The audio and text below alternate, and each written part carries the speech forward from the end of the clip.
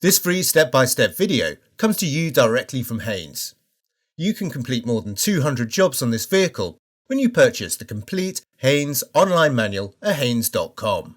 Rear bulbs renewal. Open the rear door on the side you need to work on.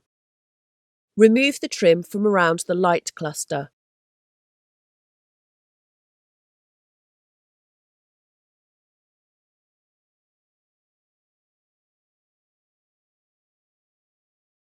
Remove the upper and lower mounting screws.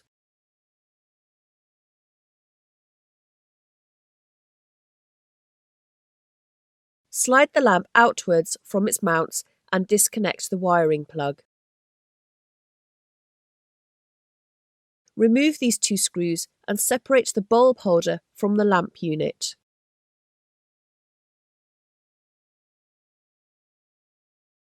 Replace the relevant bulb and refit the seal if necessary.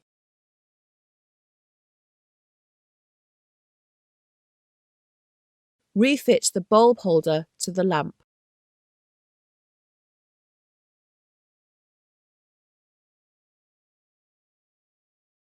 Reconnect the plug. Secure the screws.